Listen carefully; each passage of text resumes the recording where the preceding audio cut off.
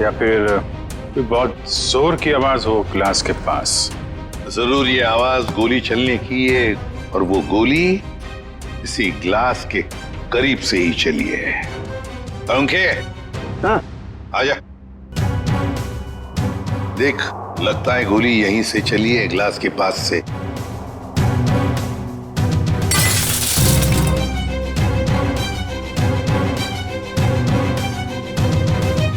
Boss, देख करके तो ऐसा ही लगता है कि गोली यहीं से चली है। फिर भी 100% श्योर होने के लिए मैं अच्छी तरह से चेक कर लेता हूँ। चेक कर ले।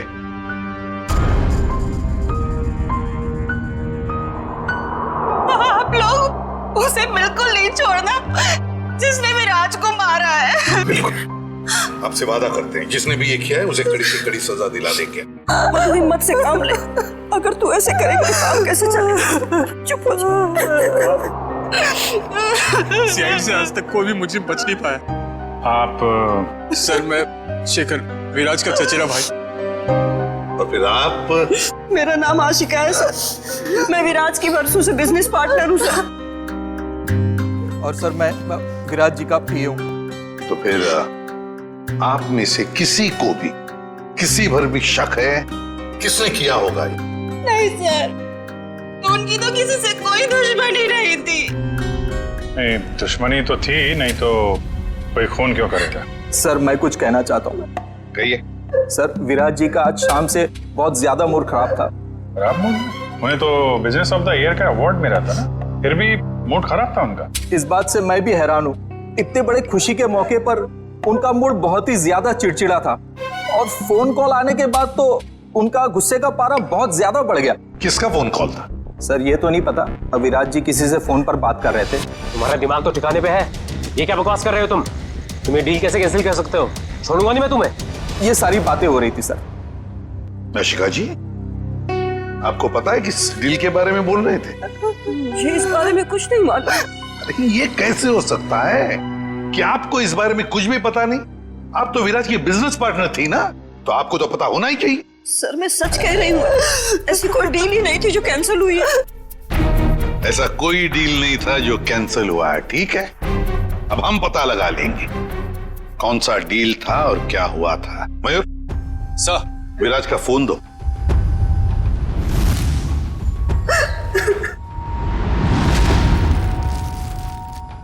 देखो जरा, आखिरी फोन।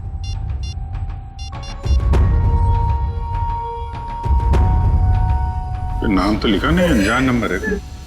फोन लगा के देखो। फोन बंद आ रहा। फोन बंद आ रहा। अभिजीत, फोन बंद आ रहा है, इसका मतलब है विराज की मौत का जिम्मेदार ये फोन कॉल ही है। पता लगाना पड़ेगा ये फोन नंबर है किसका। मनसा, बेकार की जिद छोड़ दो ना। मम्मा, प्लीज समझने की कोशिश करो। मुझे सीआईडी के पास जाना ही होगा, उनसे मदद लेनी होगी। मम्मा नहीं, मैं तुम्हें नहीं जाने दूंगी। फिर से हमला हो गया तुम पर तो। मम्मा प्लीज, मैं जो कर रही हूँ वो ठीक कर रही हूँ। Let me do it. हाँ, मैं सीआईडी के पास जा रही हूँ। क्या तुम मेरे साथ चलोगे? ओके। सर, मोबाइल कंपनी वालों से पता चला है कि वो नंबर किसी अर्जुन के नाम पे रजिस्टर्ड है, जो बगोदिया बस्ती में रहता है।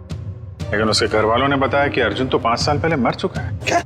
और उसका सिम कार्ड कौन इस्तेमाल कर रहा है कुछ पता नहीं। तो बड़ा चालाक है ये खुद, कोई भी सुराग नहीं छोड़ रहा है। 5 साल पहले मरे हुए आदमी का सिम कार्ड इस्तेमाल करता है और फिर विराज का खून भी करता है।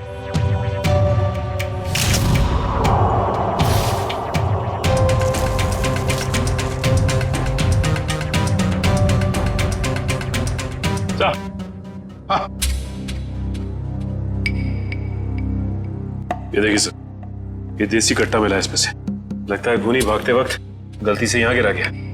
अजीब को नहीं है सर, भाग गया लेकिन हथियार यहीं छोड़ गया हमारे लिए। सर प्लीज हमारी मदद कीजिए, हम बहुत बड़ी मुसीबत में हैं सर। एक मिनट, कौन है आप लोग? सर, मेरा नाम मनसा है और ये मेरे बिजनेस पार्टनर है अमन। अच्छा, क्या हुआ बताइए। सर, हमें किसी ने मारने की कोशिश की है सर। हमारी जान पे हमला हुआ है किसने किया हमला तुम लोगों पर? कौन, जानते हो आप लोग? सर कुछ नहीं पता है और समझ में नहीं आता है कि हमें मारकर किसे फायदा होगा। देखिए प्लीज आप घबराइए मत, हम लोग पता लगा लेंगे। अच्छा ये बताइए कि जब आप पे हमला हुआ तो क्या आप लोग साथ साथ थे? नहीं सर, अलग अलग जगहों पे हमला हुआ। मुझ पे मेरे ऑफिस में और मंछा पे शॉपिंग मॉल के पार्किंग लॉट में हुआ सर। जी सर, कल दोपहर को करीब 12 और 1 के बीच में। कल दोपहर को? और आप लोग आज हमारे पास आए हैं? आज? कल क्यों नहीं आए? सर हम घबरा रहे थे सर, बड़ी मुश्किल से हम हिम्मत बटोर के आपके सामने आए सर। अच्छा, जिन लोगों ने आप पे हमला किया उनके चेहरे तो देखे होंगे ना आप लोगों ने? सब कुछ इतना जल्दी हुआ कि मैं ठीक से कुछ देख भी नहीं पाई। और ये देखिए, गोली मेरे बाजू में लगी। बड़ी अजीब बात है, गोली चलाने वाले ने देखा तक नहीं कि गोली निशाने पर लगी है या नहीं। सर अच्छा ही हुआ कि उसने नहीं देखा, वरना शायद आज मैं आप लोगों के सामने जिंदा नहीं खड़ी होती। सर जरूर ये किसी अनाड़ी का काम है, क्योंकि अगर प्रोफेशनल होता तो ऐसी गलती बिल्कुल नहीं करता। अमन, क्या तुम पर भी गोली चली थी? सर मेरे साथ जो हुआ वो तो बहुत ही ज्यादा अजीब था सर। हेलो। अरे नहीं यार, ऑफिस में आज अकेला ही हूँ, शनिवार था इसलिए सभी लोग चले गए। मेरा भी थोड़ा बहुत ही काम बाकी है, बस मैं भी जाने ही वाला हूँ। Okay, take care, bye bye. Bye.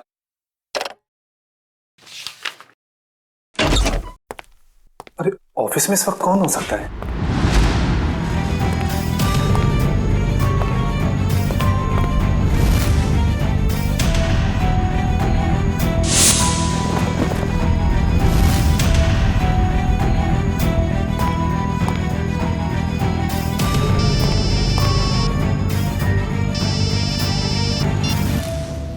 क्या उधर रुका था मैं?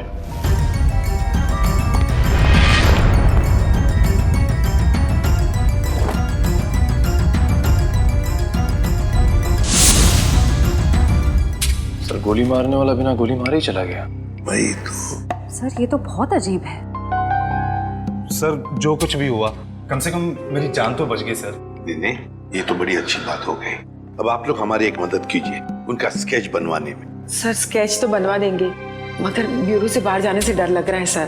कहीं फिर से हम पे हमला हुआ तो? अब आप पर कोई हमला नहीं कर सकता। अब आप लोगों की सुरक्षा की जिम्मेदारी हमारी है।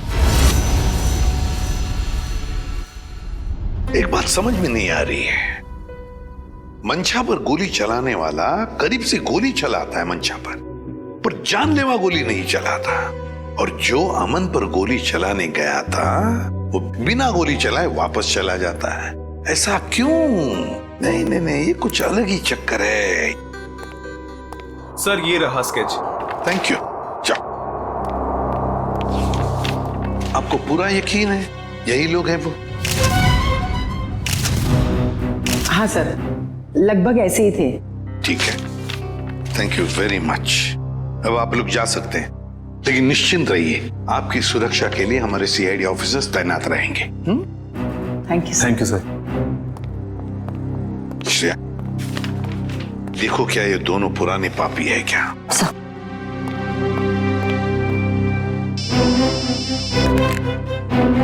आसान के बोल। गोली उसी टेबल पे से चली थी जिस टेबल पर वो वाइन ग्लास था?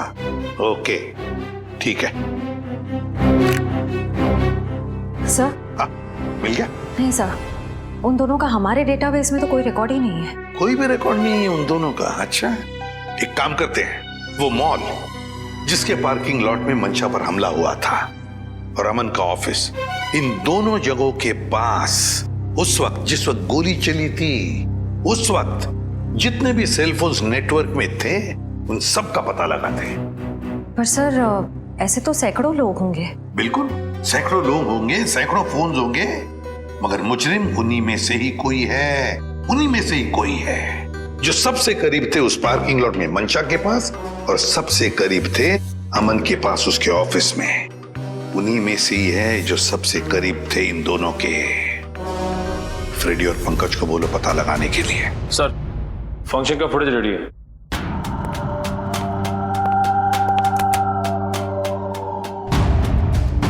निखिल, अब जूम करो उस टेबल पर जहां से गोली चली थी।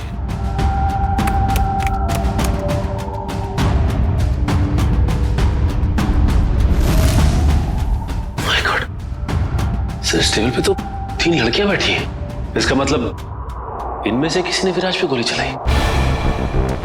पता लगाना पड़ेगा है कौन ये 3 लड़कियां। इतनी लंबी लिस्ट, मुझे तो मेरे स्कूल के दिन याद आ रहे हैं और इतिहास के राजा महाराजा के नाम रट रहा हूं। ले भैया, एक और लिस्ट आ गई। इतनी लंबी लिस्ट, सर मैं बेहोश हो जाऊंगा। घबराइए नहीं सर, ये आखिरी है। अच्छा, मुझे तो नींद आ रही है। उस दिन मंशा वाले मॉल और अमन के ऑफिस के पास इतने सारे लोग थे, जो हमें चाहिए उसे ढूंढेंगे कैसे? एक काम करते हैं सर, 2-4 लोगों को फोन करके देखते हैं। हमारा नसीब शायद बुलंदी पे हो और हमें मुजरिम मिल जाए। अच्छा आइडिया है, लगा फोन।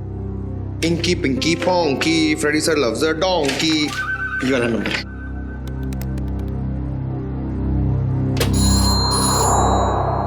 हेलो। हेलो, क्या नाम है आपका मैडम? तुम्हें क्यों बताऊं? तुम्हें शर्म नहीं आती? अनजान लड़की को फोन करके परेशान करते हो। अरे नहीं मैडम, आप समझ नहीं रही हैं। अगर तुमने मुझे दोबारा फोन किया ना तो मैं सीआईडी को कंप्लेंट कर दूंगी। मैं खुद सीआईडी से हूँ और मैं इंडियन क्रिकेट टीम की कैप्टन हूँ। खबरदार जो फोन किया दोबारा। अरे मैडम, आप समझ क्यों नहीं रही हैं? मेरे पति ने कहा ना तुमसे मुझे फोन करके परेशान करने के लिए। जाओ जाके कह दो उसे मैं 1 पैसा दहेज नहीं देने वाली। दहेज? अबे क्या हुआ पंकज?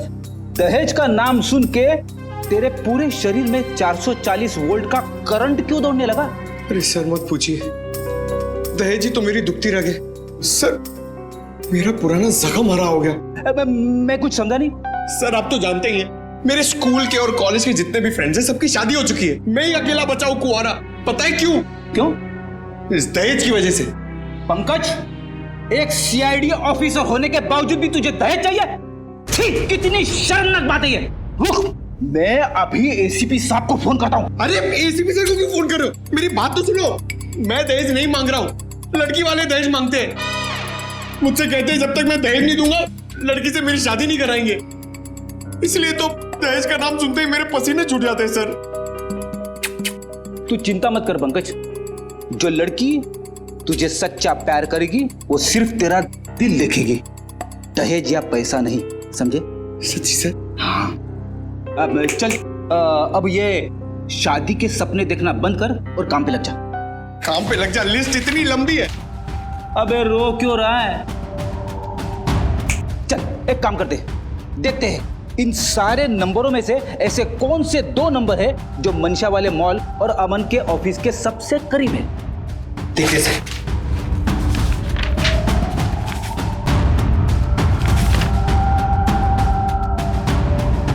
सर ये नंबर देखिए सर।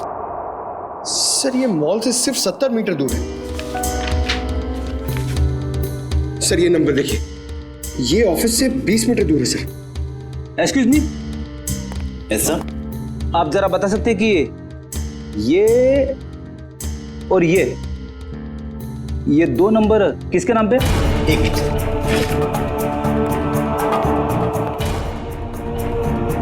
सर अगर आपकी नजर में कोई सुंदर सुशील प्यारी सी लड़की होगी ना सर, तो मुझसे मिलवा दीजिएगा सर। वो क्या है ना, मेरी मॉम चाहती है कि मेरे हाथ जल्दी से जल्दी पीले हो जाए। प्लीज जरा ध्यान रखो। सर ये दूसरा वाला नंबर ट्रेस करने में थोड़ा टाइम लगेगा, मगर ये पहला नंबर किसी शीतल कुमार का है। शीतल? मतलब पंकज, उस दिन मनशा को मारने कोई लड़का नहीं बल्कि लड़की आई थी। मनशा ने तो कहा था कि कोई लड़का था। ये केस तो और भी उलझता जा रहा है। एक काम करता हूँ, हमें यहाँ अभी पता चल जाएगा। वो तीसरी लड़की कहाँ है जो इनके साथ में थी? सर उसका नंबर या एड्रेस नहीं मिला, यहाँ तक कि उसका लिस्ट में नाम भी नहीं था। उसका नाम भी नहीं था मेहमानों की लिस्ट में। तो फिर अब ये जरूर किसी और के इनविटेशन पर अंदर घुस गई और विराज पर गोली चलाकर भाग गई। क्या उसने विराज जी को मारा? जी हाँ, और आप दोनों उसके साथ में बैठी थी, तो उसके पास गन थी, आपने देखा कैसे नहीं? सर मेरा सारा ध्यान तो फंक्शन की तरफ था। सर मेरा भी। वाह, तुम दोनों का फंक्शन की तरफ इतना ध्यान था कि तुम्हारे बगल में बैठी हुई लड़की अपना गन निकालती है, निशाना साधती है और गोली चलाकर भाग जाती है, इसका तुम्हें पता भी नहीं था। कैसे मान सकते हैं हम ये? चलिए बताइए, और क्या याद आता है उस लड़की के बारे में? सर उसने एक बड़ा सा बैग रखा था टेबल पे और शायद इसीलिए हमें गन नहीं दिखी। कहाँ पर? सर वो जो टेबल है ना, उस पे जो फूलों का गुलदस्ता पड़ा है, उसी के पास। और वाइन का गिलास बैग के बगल में ही था? जी सर था, और वो उस बैग के साथ कुछ छेड़खानी भी कर रही थी।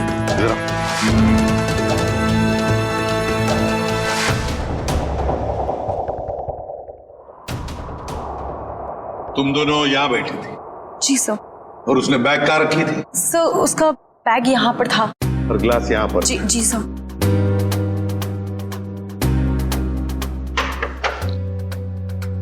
मतलब अभिजीत बैग के अंदर गन छुपा कर रखी थी।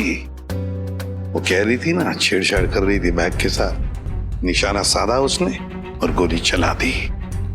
सर उसका चेहरा तो हम देख ही चुके हैं, उसकी फोटो टेलीविजन और अखबारों में दे दें सर? हाँ, मगर उससे पहले अभिजीत सीसीटीवी फुटेज चेक करो। सर ये जो दोनों कैमरास है ये फंक्शन हॉल के अंदर के हैं और ये मेन गेट का।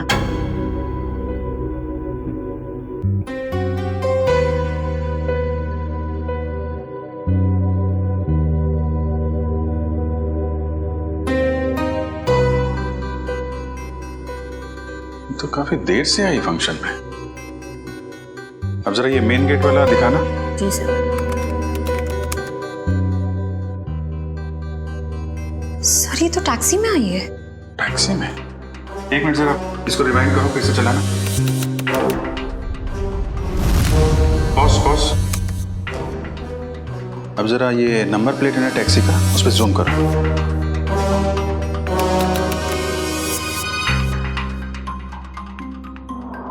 टैक्सी कंपनी से पता करो कहां से बैठी थी ये इस टैक्सी में। जी हाँ, मैं उसी टैक्सी की बात कर रहा हूँ, VWJA 3856। जी हाँ, 23 नवंबर की रात लगभग 8 बजे के आसपास इस टैक्सी ने एक लड़की को तिरला ऑडिटोरियम पहुंचाया। देखिए इस लड़की की सारी डिटेल चाहिए हमें। जी हाँ, खून का मामला है। क्या कहा टैक्सी कंपनी ने? सर कंपनी वाले सारी डिटेल्स ईमेल कर रहे हैं सर। ओके, टैक्सी कंपनी का ईमेल आ गया।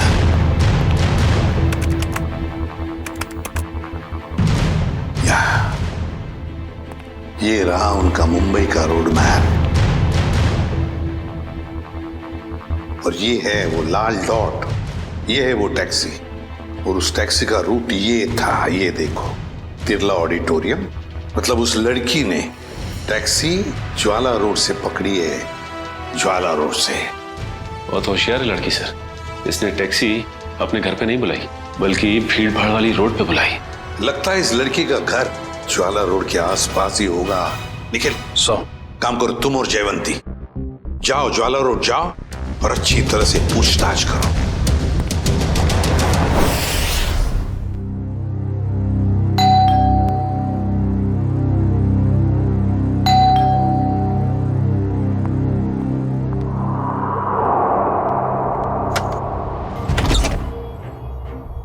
शीतल?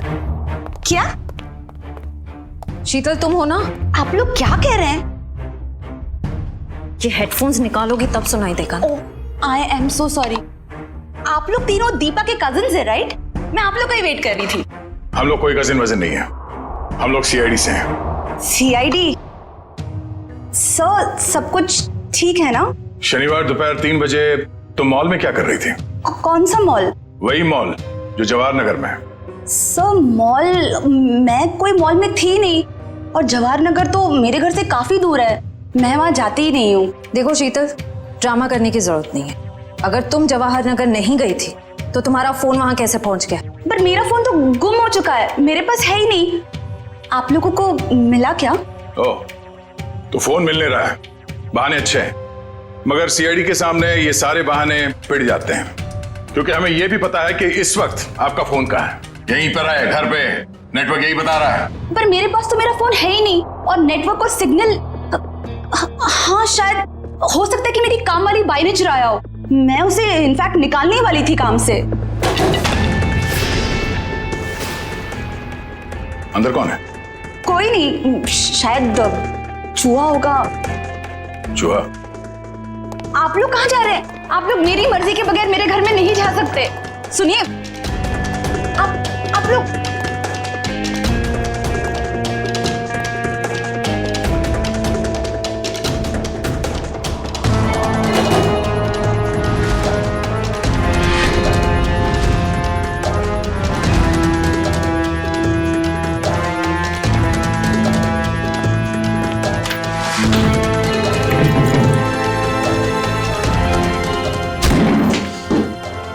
शर्म नहीं आती?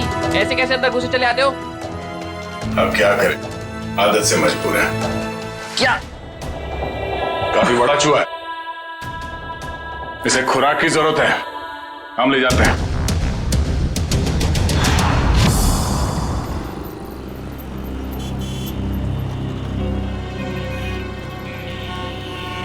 प्रॉम टैक्सी में यहाँ से बैठी होगी वो, लेकिन उसे टैक्सी यहाँ से क्यों पकड़ी होगी, कहीं और से क्यों नहीं?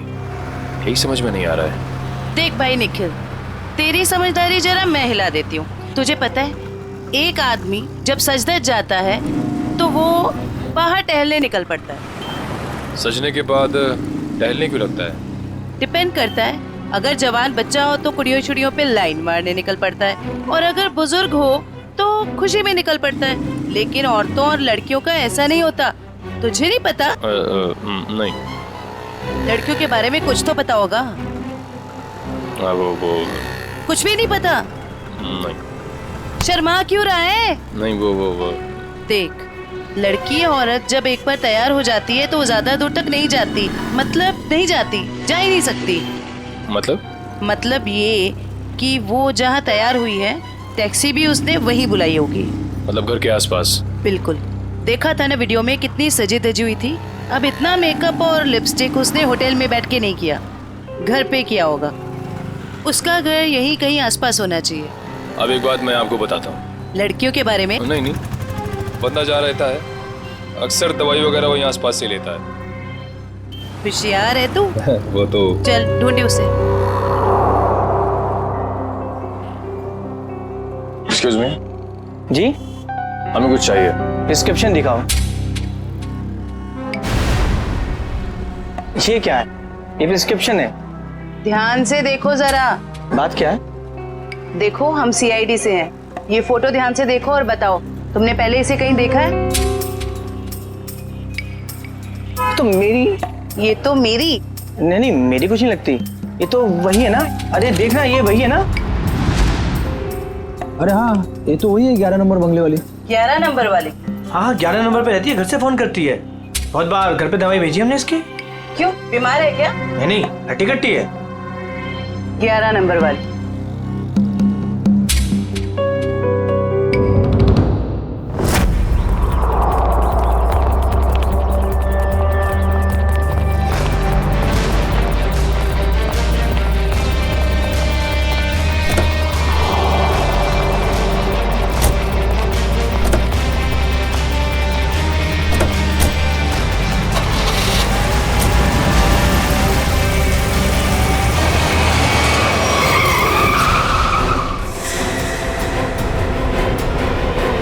ओ मैडम, गाड़ी हटाओ।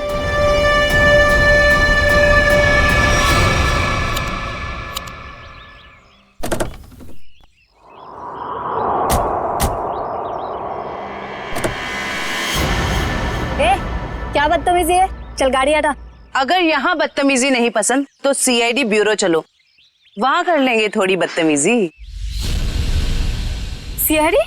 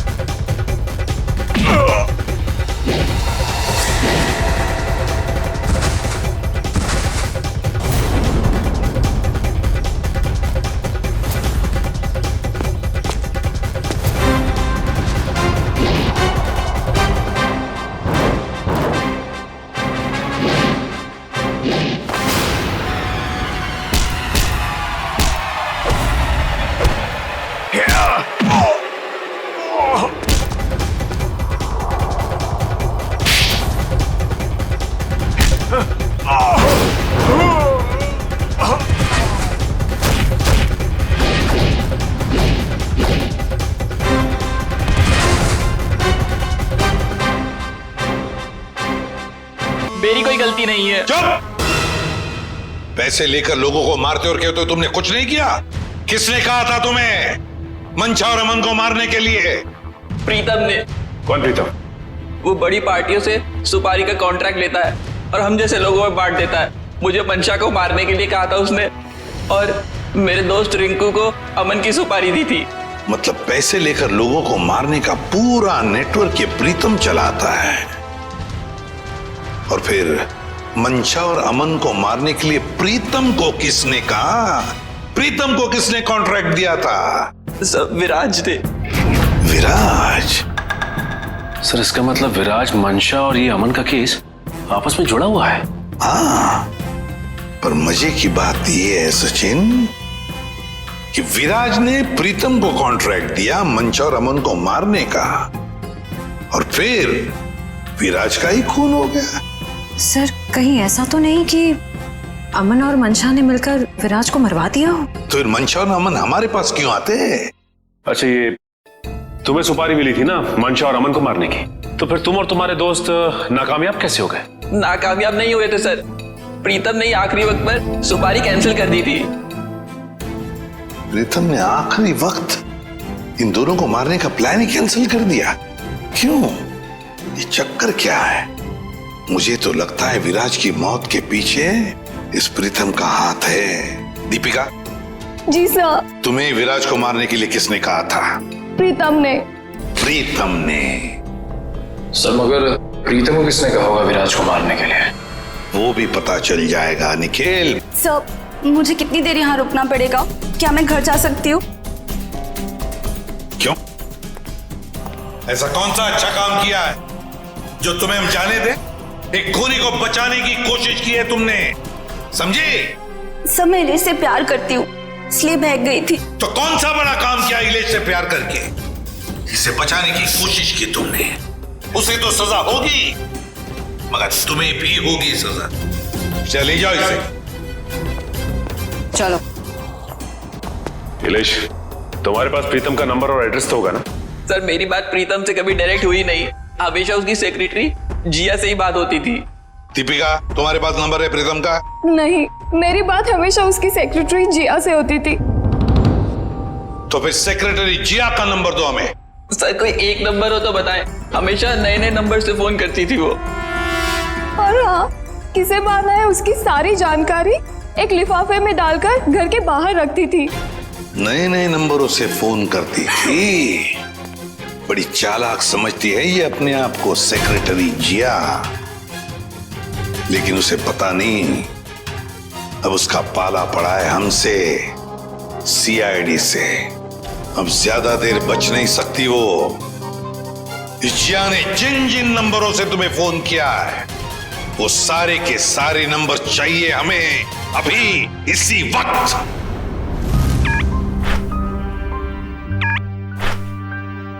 सर ये देखिए, शहर के नक्शे में जो लाल रंग के निशान दिखाई दे रहे हैं, जिया ने आज ये नंबर वहां इस्तेमाल किए हैं। ये है वो पहला नंबर जिया ने इस्तेमाल किया हुआ। राजा पार्क से लेकर खातीपुरा गया है और 30 मिनट तक बात कर रही थी, 30 मिनट तक। और फिर खातीपुरा से वो श्याम नगर आई, उस दौरान उसने 40 मिनट तक बात की। हाँ सर, और तीसरा नंबर उसने इस्तेमाल किया है श्याम नगर से क्वींस रोड के बीच, तकरीबन अब 1 घंटे बात की है सर। और उसके बाद अब ये क्वींस रोड से विद्यानगर की तरफ गई। और सर विद्यानगर में जिया के नंबर के साथ एक और नंबर है। लगता है ये नंबर प्रीतम का है श्रेया, ये प्रीतम ही है। इस प्रीतम ने बुलाया होगा जिया को विद्यानगर मिलने के लिए। लेकिन सर विद्यानगर के बाद तो जिया का मोबाइल बंद हो गया सर। तो ठीक है, होने दो, लेकिन वो दूसरा नंबर भी तो है जिससे जिया मिली थी, उसको ट्रैक करो निखिल।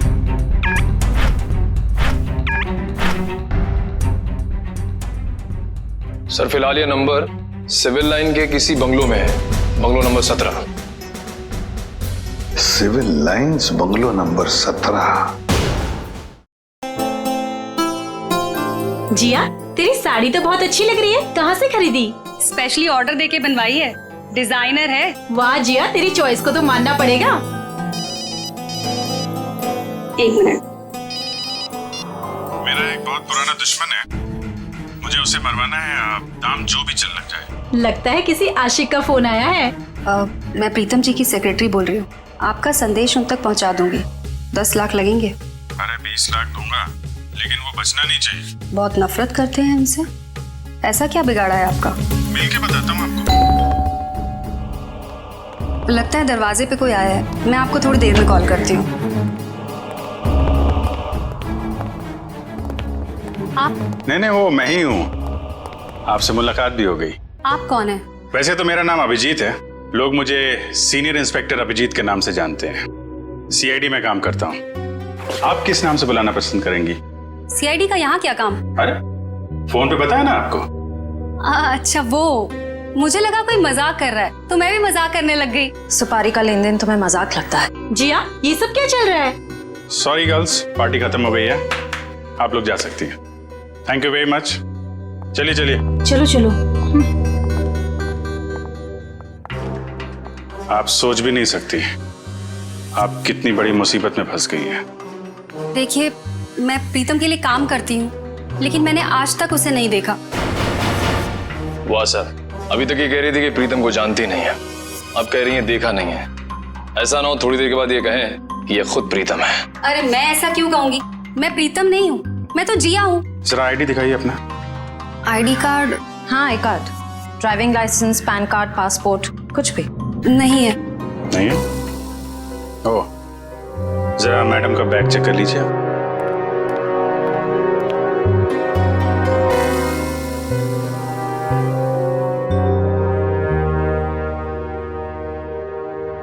सर, इस खूबसूरत चेहरे का नाम है प्रीतम योगिता। अच्छा, तो आप प्रीतम हैं? भाग के कहाँ जा रही हो? पहले अपने चेहरे का मेकअप तो करवा लो।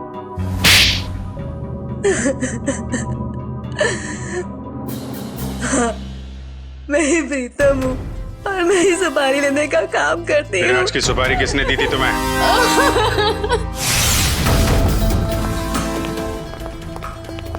माफ कीजिएगा, ऐसे ही चले आए। क्या करते, काम बहुत जरूरी था। आपने दीपिका को गिरफ्तार कर लिया? जी, सीआईडी से वो बच नहीं पाई। लेकिन उसने ऐसा क्यों किया? विराज ने उसका क्या बिगाड़ा था? नहीं, विराज ने दीपिका का कुछ नहीं बिगाड़ा था। तो उसने मेरे भाई को क्यों मारा? क्योंकि किसी ने सुपारी दी थी दीपिका को विराज को मारने की। विराज की सुपारी? लेकिन विराज की सुपारी किसने दी? एक ऐसे इंसान ने दी जो इस वक्त यहाँ मौजूद है हमारे बीच में, और जो विराज की मौत पे मगरमच्छ के आंसू बहा रहा था। कौन? हाँ? शेखर, तो भागने दौड़ने का बहुत शौक है आपको? हमारी जेल के बाहर एक बहुत बड़ा मैदान है, वहां आपका ये शौक पूरा हो जाएगा।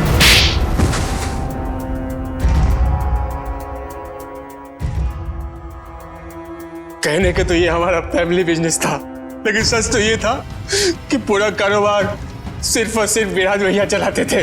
और इस बात की तुम्हें जलन थी, हैं? क्यों नहीं होगी जलन? सारी प्रॉपर्टी उनके नाम पे, सारी फैक्ट्रियां, सारी इंडस्ट्री उनके नाम पे थी।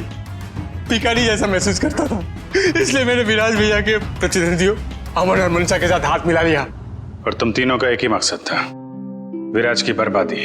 हाँ, जब विराज भैया को एहसास हुआ कि अमन और मनसा दिन दुगनी रात चौगनी तरक्की कर रहे थे, तो उन्हें बर्दाश्त नहीं हुआ, उन्होंने दोनों की सुपारी दे दी।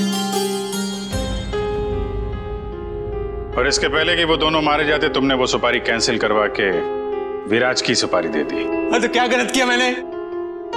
विराज भैया कौन से दूध के धुले हुए थे? हाँ, वो दूध के धुले नहीं थे, लेकिन तुम्हें उन्होंने एक छोटे भाई से ज्यादा अपने बेटे की तरह समझा था। तुमने जो किया है ना शेखर, उसका तो प्रायश्चित तक नहीं हो सकता। प्रायश्चित के लिए बहुत टाइम मिलेगा, जेल की सलाखों के पीछे।